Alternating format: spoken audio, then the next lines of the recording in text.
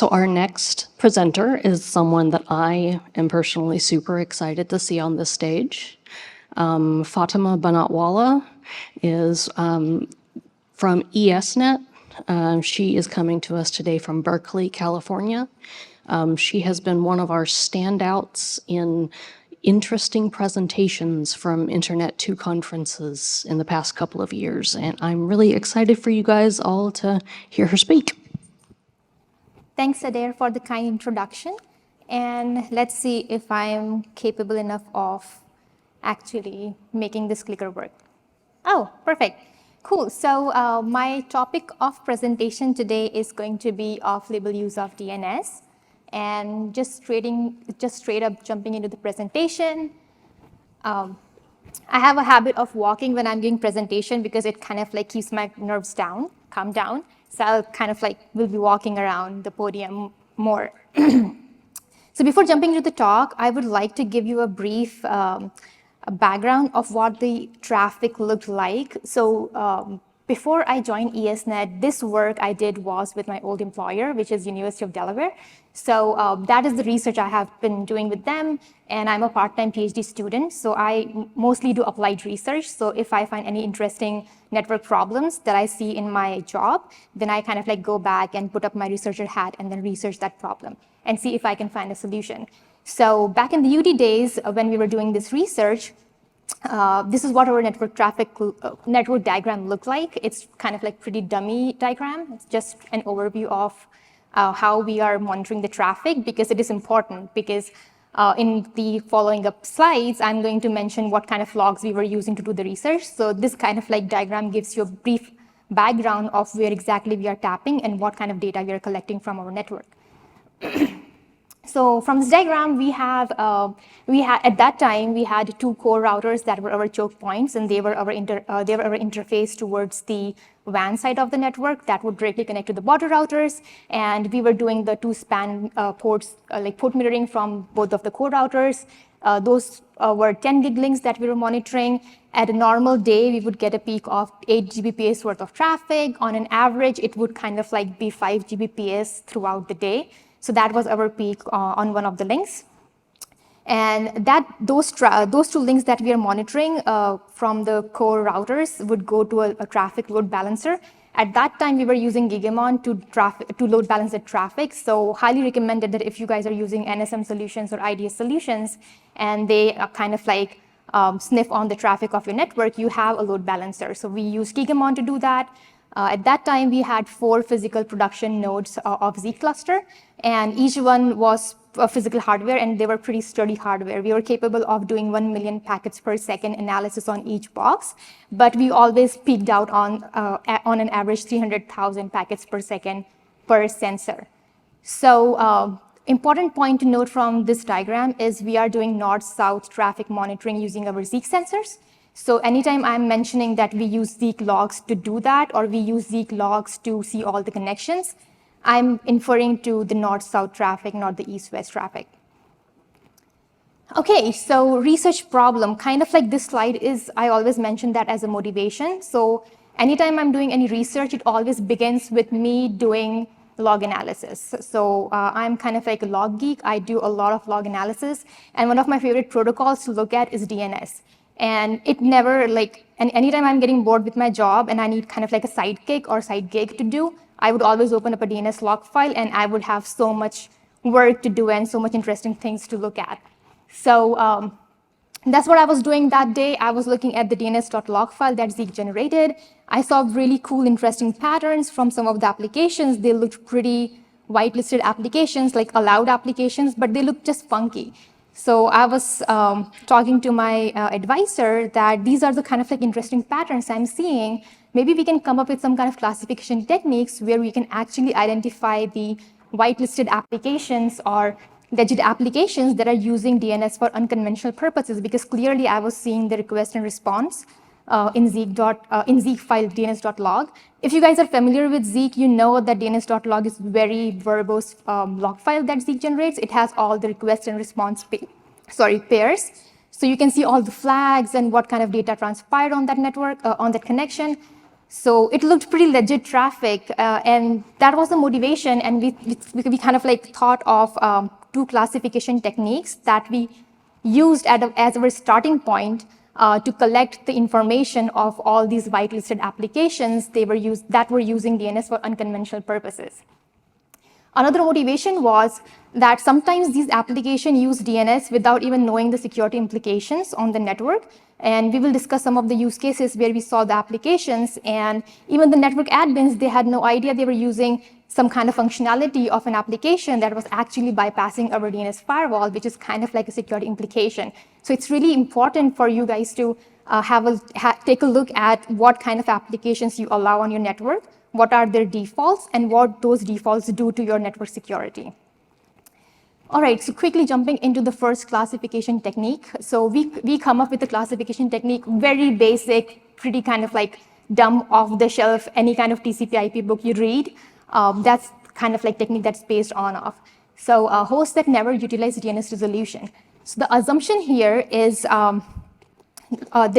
conventionally, DNS resolutions are kind of like based on the DNS resolution happens for a domain, and you get an IP back, and conventionally that information, the IP identified that resolves to the domain, conventionally that information is used by the host to maybe initiate a TCP connection majority of the time, because university clients and users, they use a lot of time applications that require DNS resolution for the TCP connections.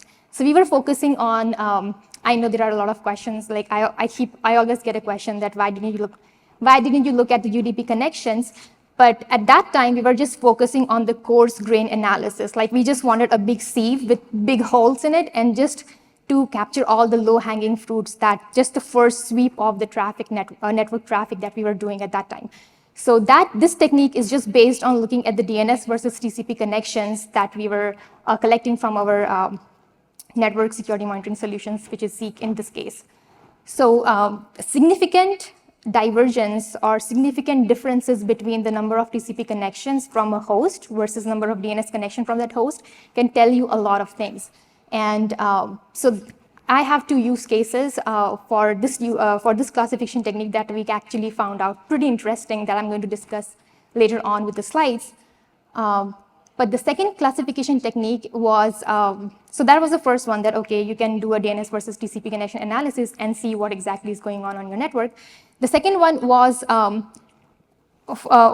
me, it was pretty hard to wrap my head around the hosts that were doing DNS resolutions at the same time on internal versus external DNS servers. So now I would like to explain what internal and external means here. So anytime, especially at the University of Delaware network, all the hosts were controlled using DHCP. So anytime you bring up your host, you reboot it, it connects to our DHCP server, and it asks for all the network parameters, that what is my gateway, what's my mask, what is my subnet mask, what is my DNS server IP addresses, right? So, and we provide the internal DNS server recursive resolvers IP addresses as the resolver to use. So that is what I mean by internal. That means the recursive resolvers that network enterprise like university has set up for our clients. And external sometimes happens that the host actually client or a network admin or a IT support desk specialist, they might have configured a host with static IP assignment. So what they would do is they would just statically assign IP address to the host, which is not managed by DHCP, and it actually statically assign the DNS server IP addresses to use for resolution. Which makes sense, because if you do not want to use our recursive resolvers via DHCP, you can actually go out to Google and ask for the resolutions. But I have seen hosts that were doing both. So I was like, it's weird, unless specifically an IT person or the client has used all those kind of like DNS servers in the host file. Like I want to use 8.8.8.8. At the same time, I want to use this internal recursive resolvers IP. Unless that's the case, I was feeling pretty intrigued that why a host would simultaneously use an external recursive resolver as well as internal recursive resolver, because it can be either statically assigned or via DHCP. So before jumping into the use cases of the two classification techniques, I quickly wanted to mention what Zeek is, because This whole research is intensely based on Zeek logs.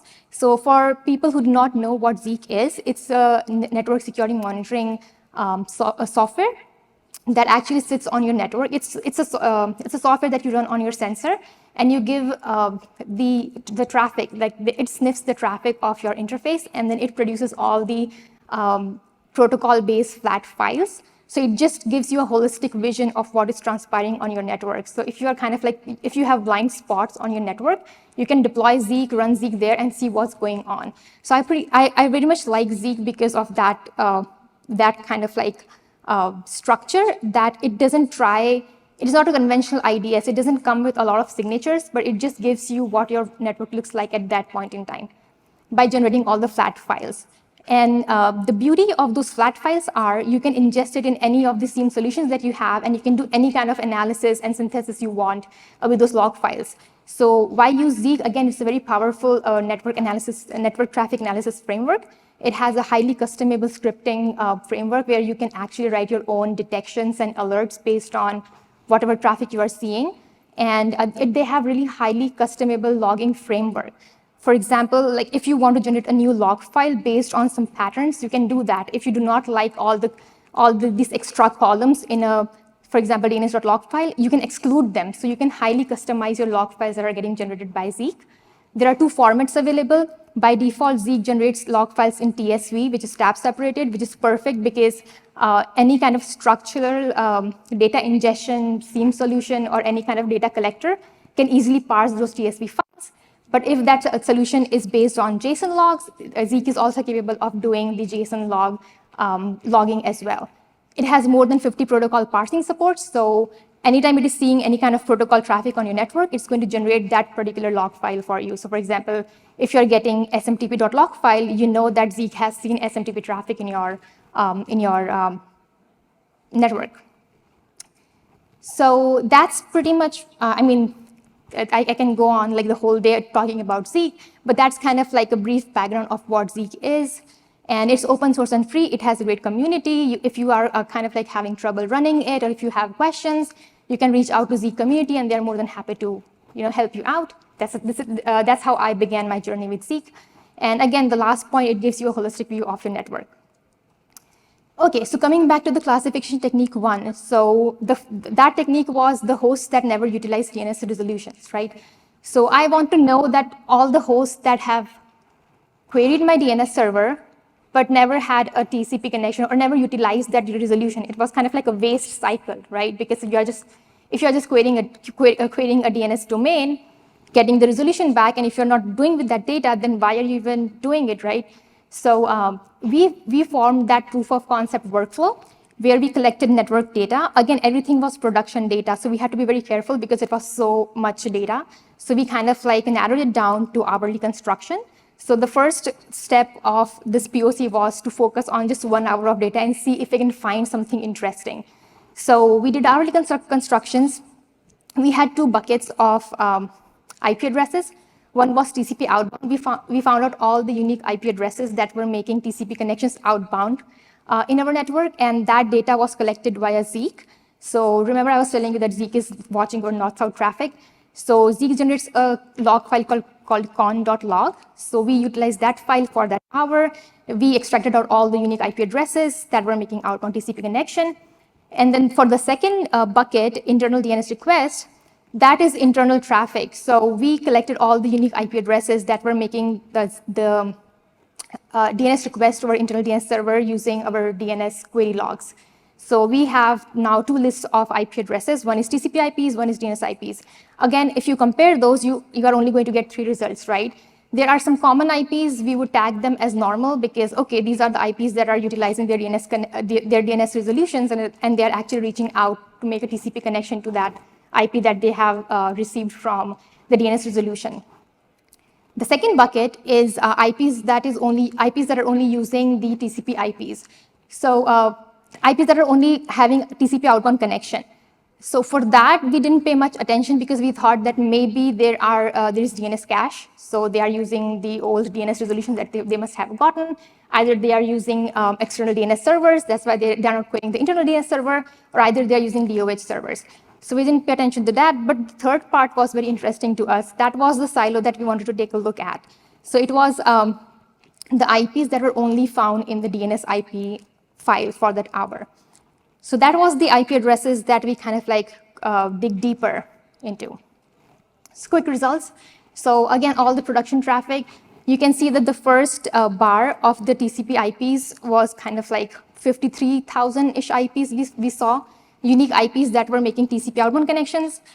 Around 39,000 IP addresses were found in the DNS IPs log file. And then when we compared, 90% of the IPs matched, so that was kind of like boring. We don't want to see that. But the remaining two, the TCP-only IPs, were IPs that were, if you guys have enterprise and you have policies where you enforce that all your clients should use your internal DNS server, then that file would be interesting to you to just find out that why these servers are only having TCP connections. Maybe they're using external DNS servers. Maybe they are using DOH. You never know.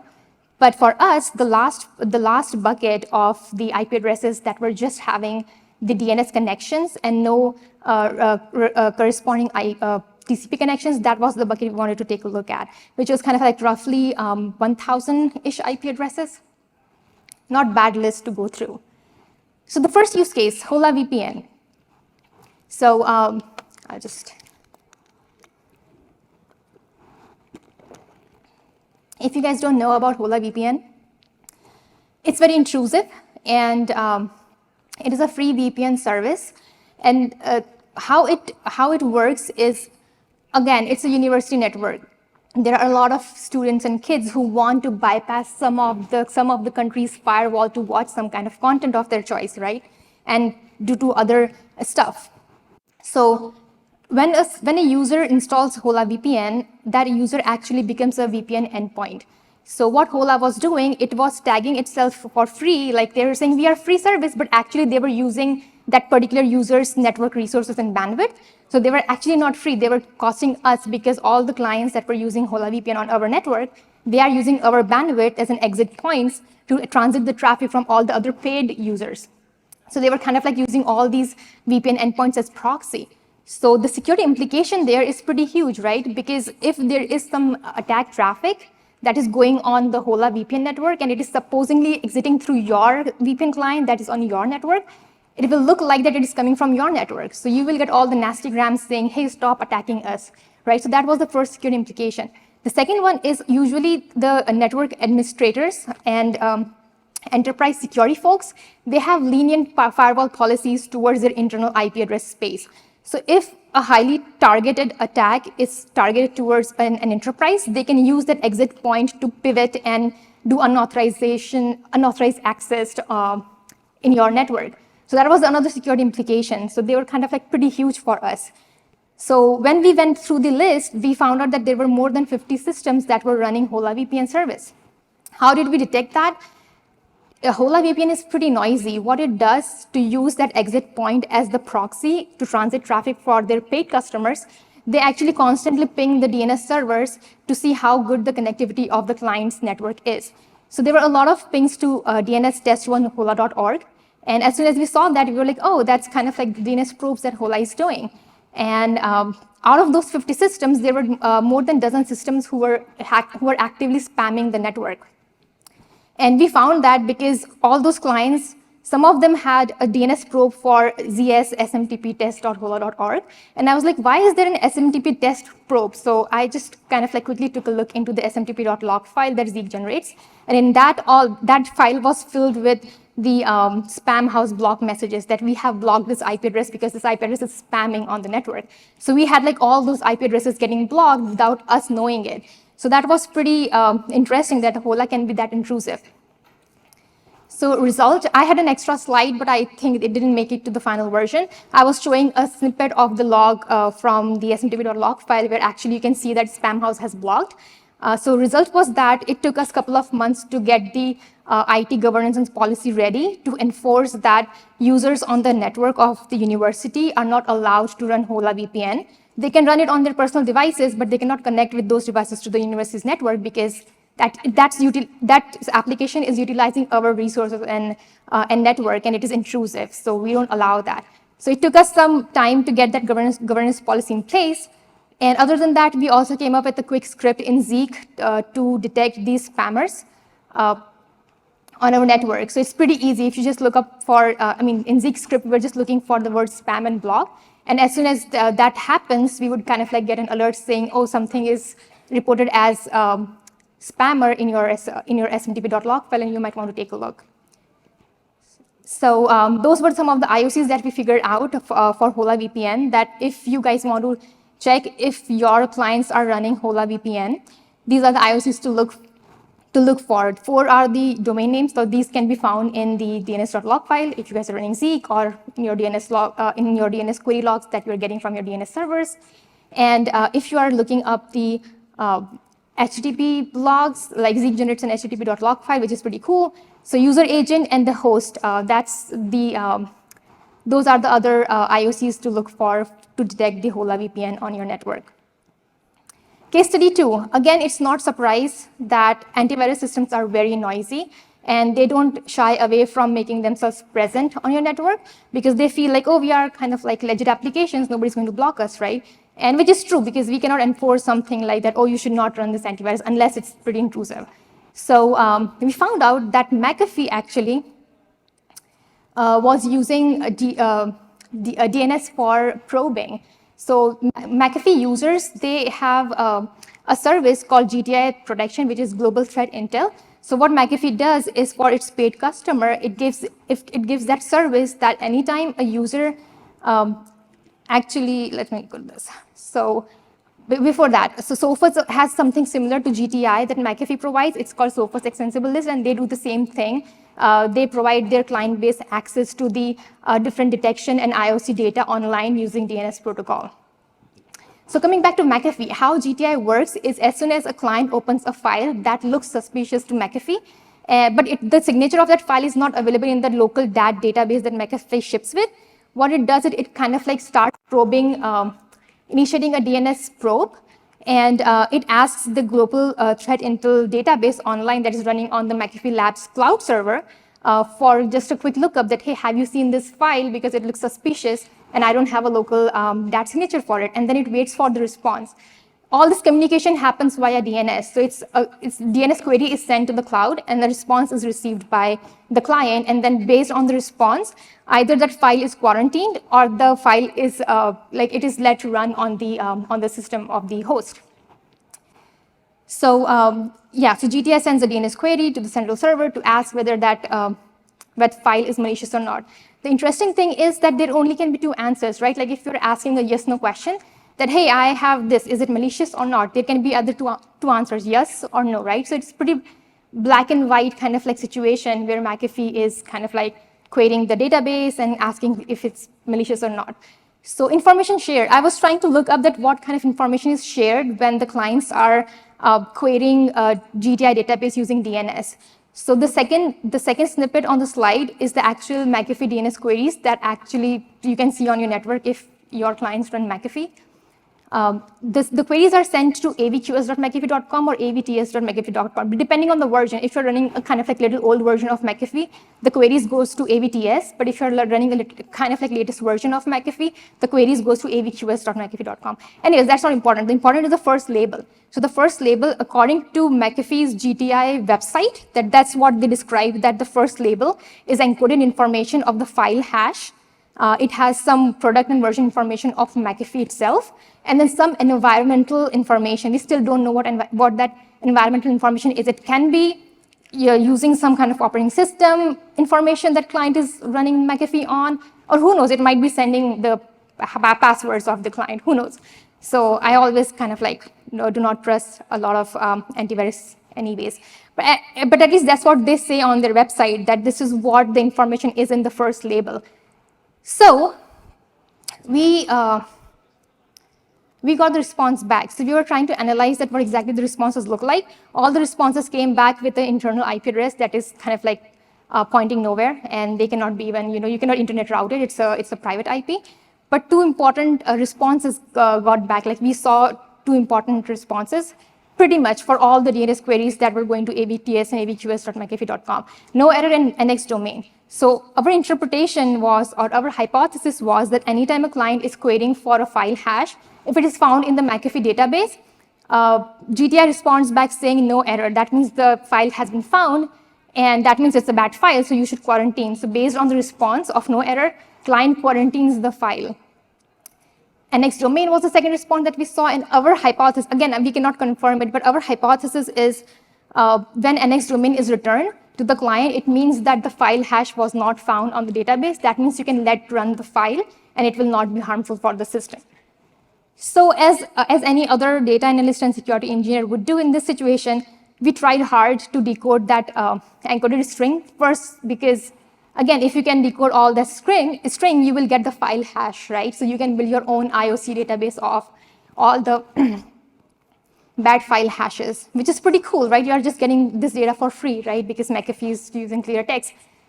Second thing is, if you decode it, you would know what McAfee is actually sending to the cloud, right? Because it says it's environmental information, but they don't tell exactly what information that is. It's all proprietary. We tried hard to decode it, but again, we couldn't decode it. So rather than spending a lot of time on decoding the strings and finding out what exactly it is, as any other data analyst and security engineer would do, we actually plotted it.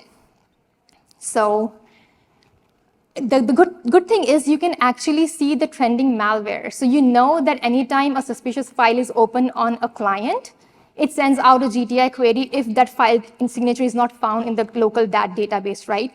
So with that, you can just presume that if you are like plotting it out over time, you can see that maybe if there is an increment or if there is a graph increasing on a particular hash over the time and number of clients increases who have queried that hash, you can pretty much assume that there is an outbreak of a new malware for which McAfee still doesn't have a signature locally on the DAT database.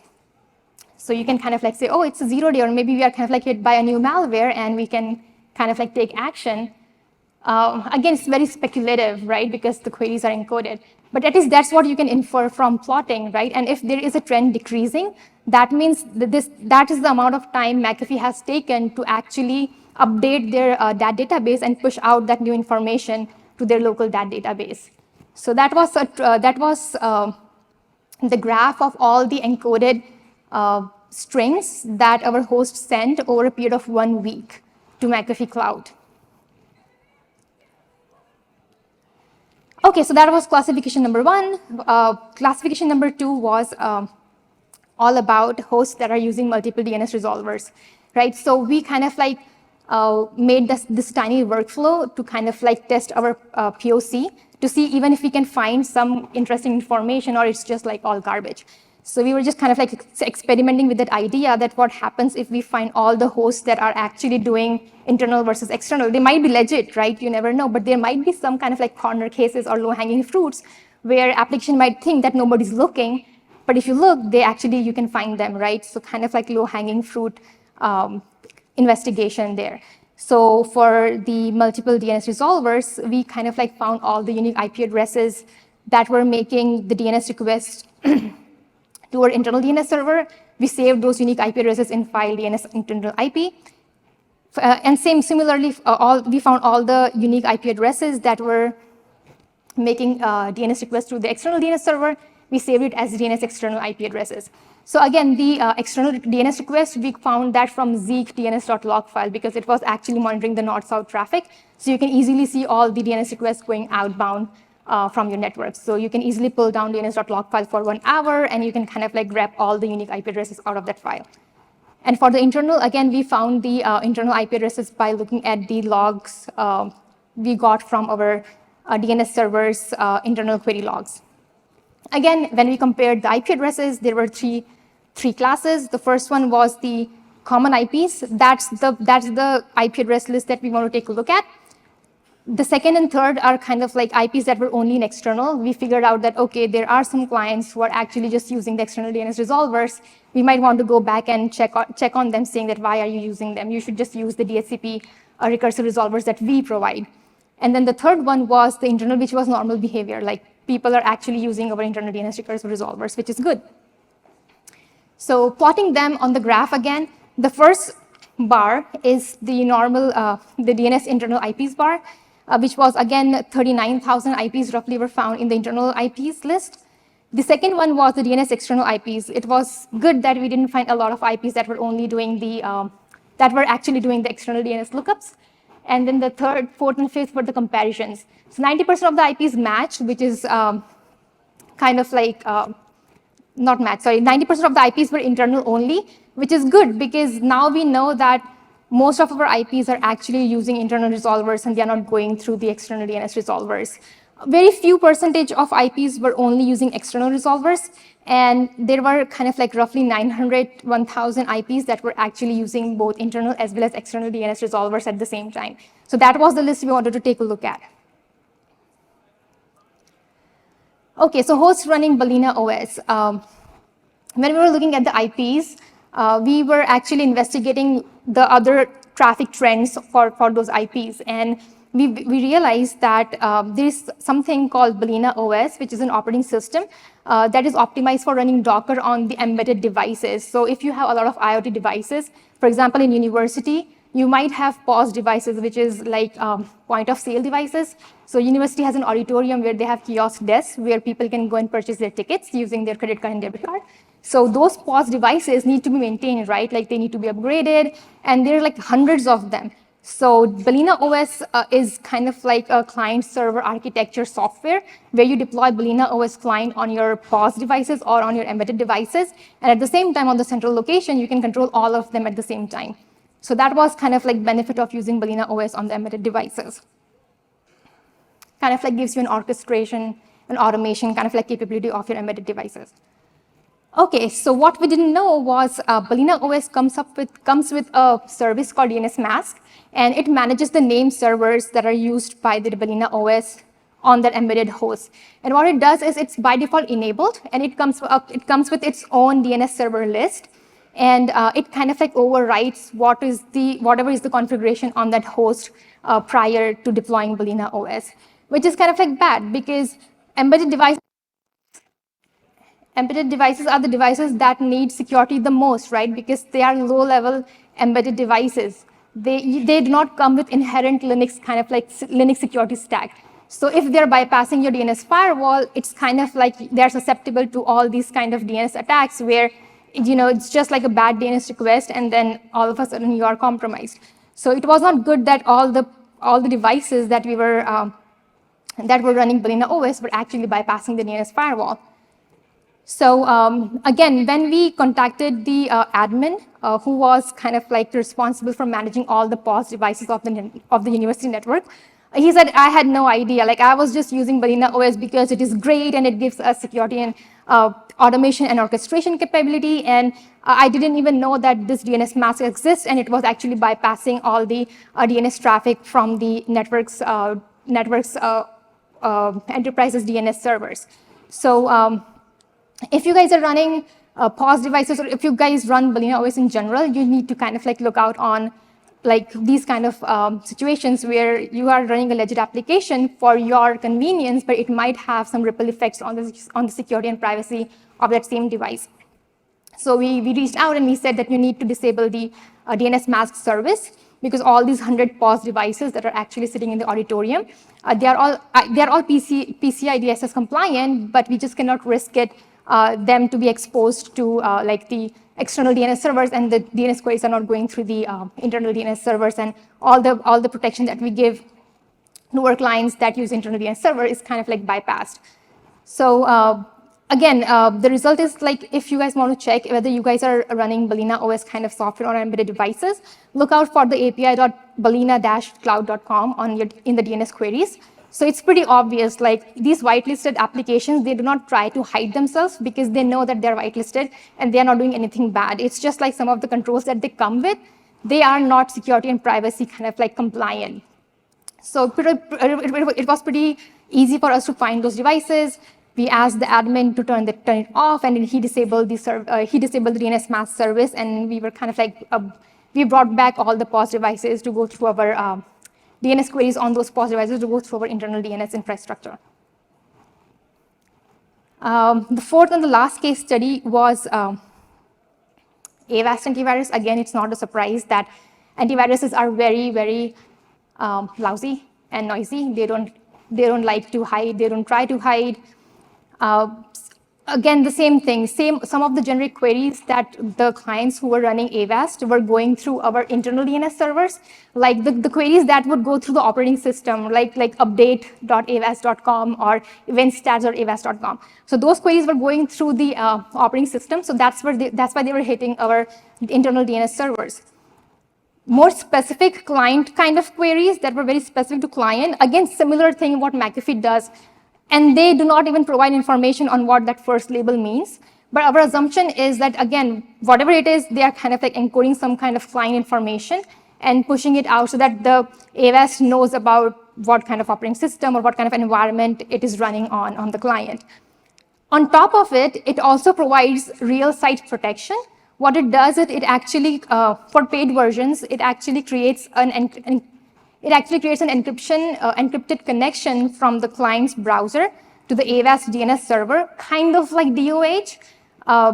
And they claim that they solve the problem of DNS hijacking, and they prevent their clients from falling to the DNS hijacking attack. So that was on top of what they were already doing.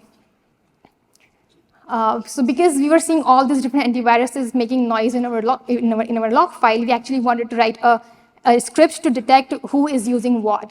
Because at that time, university had a paid version of McAfee, and it was kind of like recommended for all the clients and students to actually use that paid version because university is paying for you, right?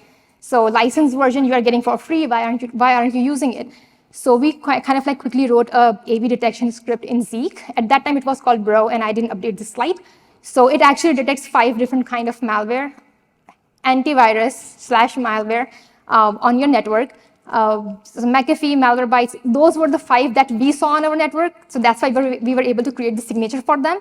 But it's pretty easy just to look at the DNS and other logs because they're noisy. So if you have a new kind of like antivirus other than those 5, you can tweak the script to that kind of to detect that antivirus on your network. So it's pretty easy to detect them.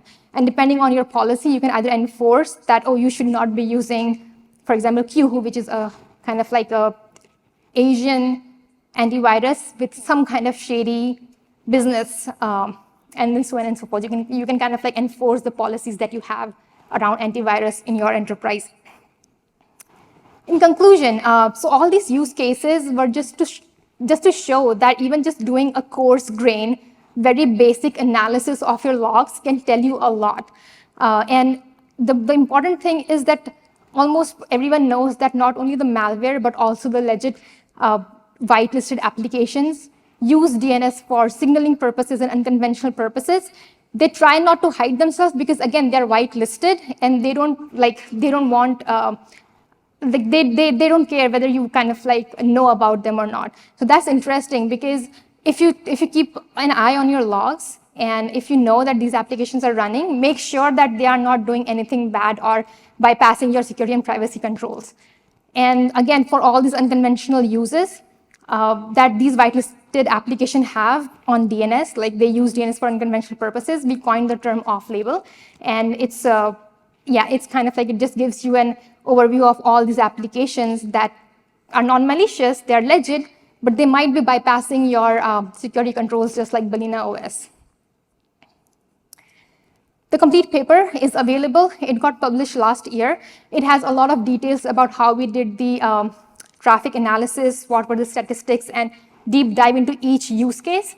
So these slides, I didn't put much information about the use cases. I just kind of like brushed through them. But if you guys are interested in knowing more about it, it's available right there. And again, all the research has been done on production network. No stub data was used. So it's kind of like you can reproduce it on your network if you have enough visible points on your network, like the source log files. Like if you're in Z, or if you have any other kind of NSM log files, then you can do all these kind of investigations by yourself. And with that, I would like to conclude my talk. And I think I have 6 minutes, 26 seconds to answer any questions.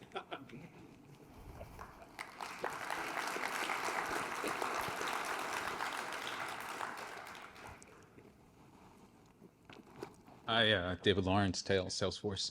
I just wanted to add, absolutely right, beautiful. The one thing to be careful of is when you're checking your logs and so on and seeing traffic that maybe you don't quite understand is it is really hard to know when we are advancing the state of the art of the DNS versus somebody just using it to circumvent things. And so that, because of longstanding beliefs that a DNS response message will only ever fit in a 512-byte UDP packet or so on, or only text records are allowed through and not new record types.